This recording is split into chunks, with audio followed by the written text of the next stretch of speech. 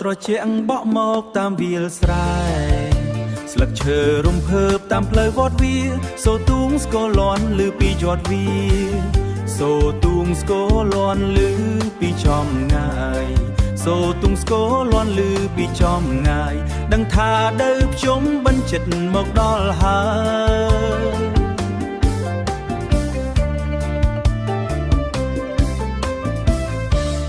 បងនឹកផ្ទាំងនឹកម៉ែឪពុកនឹកក្លិនអំបុកនឹងបាយថ្មីអ្នកស្រុកជួបជុំគ្នាយ៉ាងសប្បាយរាំវងជួបជុំគ្នាយ៉ាងសប្បាយរាំវងជុំគ្នាក្រោមពន្លឺចាត់ក្មេងចាំងប្រុសស្រីស្លៀកពាក់ស្អាតដើរទៅវត្តទាំងចិត្តរីករាយសែនដូនតាជាមួយក្តីគោរពសែនដូនតាជាមួយក្តីគោរពប្រពៃណីខ្មែរមិនអោយបាត់បង់ចិត្តដល់រដូវភ្ជុំបានហើយចិត្តណយនៅស្រុកកំណើតនឹង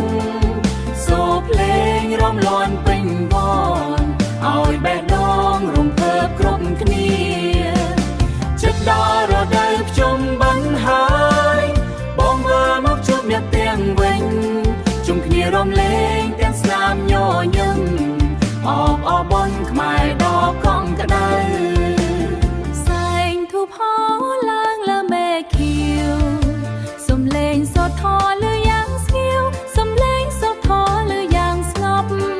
បាយបណ្ដាំងជូនដូនតាជីតាសុំសេចក្ដីសុខក្រុមគ្រួសារពេលរាត្រីភ្លេងរំគ្រួសារពេលរាត្រីភ្លេងរំវងចាប់ផ្ដើកំឡោក្រមុំញញឹមដាំងគ្នាដៃចាប់ដៃរួមជុំយ៉ាងរីករាយឲ្យភូមិយើងពោពេញសំណាយចិត្តដល់រដូវភ្ជុំបានហើយចិត្តណយនៅស្រុកកំណើតនឹង